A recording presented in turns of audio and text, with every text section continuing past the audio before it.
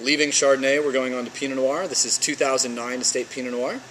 Beautiful vintage, lovely color, gorgeous balance. When we did the tasting of all 53 barrels separately, we had a hard time choosing which barrels we wanted to put into the reserve. In fact, the boss said, why don't we just flip a coin, choose 5 barrels, put them together for the reserve blend. It really was that consistent and that good.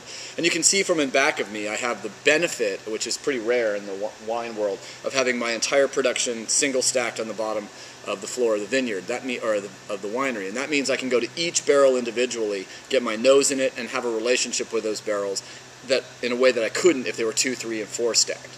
So it's pretty rare in the world of wine to be able to have all your production on a single stack at the winery. Easy to top, easy to stay in contact with those barrels, and nothing really gets lost. 2009 Pinot Noir, I'd call that a nice medium garnet with a little bit of a purple edge to it. Aromatics are very, it's a wonderful combination of sort of a really bright raspberry framboise, a little bit of cherry, a little bit of sort of a sagey undergrowth that almost reminds me a little bit of a cut flowers, like when you walk into a florist. It's not the smell of the flowers, but maybe the smell of the stems being cut. Very, very subtle, not in any way green. But some of the 2009 did have this itsy-bitsy little green streak early in its life that's really fleshed out and become wonderfully aromatic. And I think as this wine ages, it'll just become more and more about the fruit. We'll put it in a bottle, it'll shut down, it'll come back and go into a real slutty period, maybe right when we release it in February. Very fruity, very bright, very impressive aromatically, beautifully balanced in the mouth. But as the wine ages, 3, 4 years in the bottle, it'll really start showing and strutting its stuff, losing a little baby fat, showing a little bit more of those underpinnings of minerality and complexity that I think is the hallmark of Clos Pepe. Estate wines especially, that we're trying to structure them for the long term, so they just keep getting better and better and more open and more complex.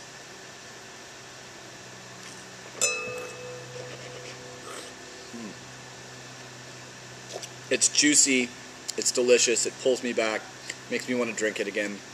Has a wonderful palate coating sort of richness from the fruit. The fruit keeps speaking to me through the finish. You can taste a little of the oak influence, but it's not overt.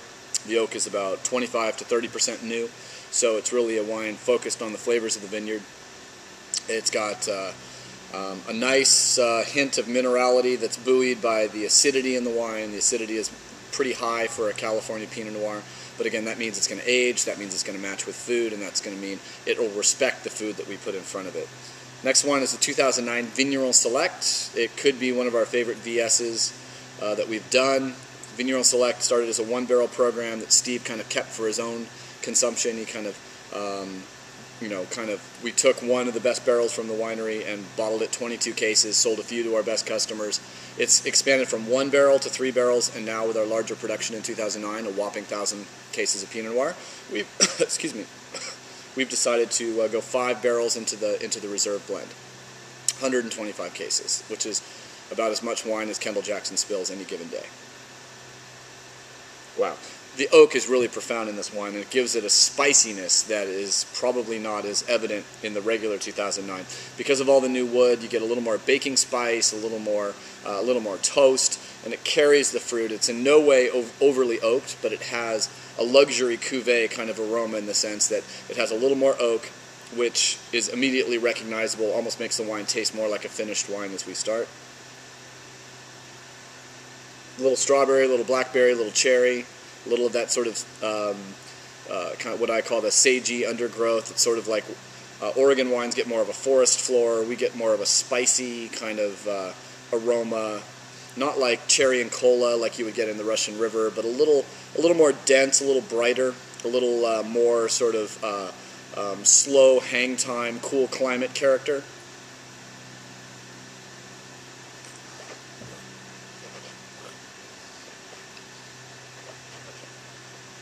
It's beautifully expressive on the attack. It has 30 different flavors happening all at the same time in my palate, but those flavors are kind of, you can taste each one individually, and as it builds, you recognize that the wine, even though it's beautiful at this point in its life, 10 years from now, I'll look back and think that this wine is showing clunky today. And clunky in the sense that all the parts are there, but there's not the harmony that I expect seeing this wine 5 to 10 years from now. The Chardonnays are really structured for 3 to 7 years. Regular Pinot, 5 to 10. We hope the Vigneron Select can go, 7 to 12. Although we don't really have the track record to prove that. That's kind of what we're shooting for stylistically.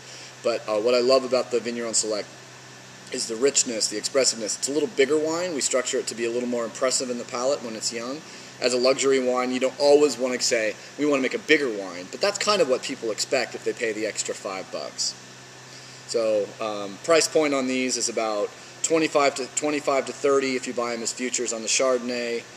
44 for futures on the regular Pinot. The reserve Pinot ends up being, I think, about $60 retail, but I think you can get it for 49 or 54 on the website as futures. All these wines went on sale last week. And then the last wine is a wine we didn't grow. These are the estate wines. This is the Axis Mundi Syrah 2009, Santa Lucia Highlands, Sleepy Hollow Vineyard. So last year, Sleepy Hollow will produce Syrah. All the Syrah has been grafted over to Pinot Noir, and the family's decided not to sell fruit anymore. I won't go into my disappointment in that because I think Syrah and Chardonnay are really the varietals that turn me on in the Santa Lucia Highlands. I find the Pinots to be a little high in alcohol, a little blousy, a little big. No disrespect to Mr. Pisoni or his family. I think they make beautiful wines for those people who like a bolder style. I like a little cooler climate for my Pinot Noir. But I think the Syrah and the Chardonnay and the Santa Lucia Highlands, especially at Sleepy Hollow Vineyard, is absolutely spectacular. And it really does depress me a bit that there's no more Syrah at Sleepy Hollow. So we'll be turning the Syrah over to Ballard Canyon for the Axis Mundi program going 2010 and on. So the Syrah from Sleepy Hollow, the 2008 actually won gold, double gold, best of class at the limited production competition at the LA International Wine Competition, which we're very proud of. Get a little chalky minerality in the nose, get a little bit of that wonderful sort of saturated, sort of black framboise sort of character, also a little bit of the white flowers and some of the sort of bright sort of white flower aromatic complexity that we got in the 08, but probably not as much in the 09. It's a little bit more sort of pepper, traditional Syrah, while the 08 was just a big showy slut. This one is a little more elegant, I think, in the nose, and will be a beautiful, beautiful wine just to, crack the screw cap, because we do screw cap this wine. I think we're selling it at $16 or $18 as futures, which is a great, under $20, I think it's a great little craft wine.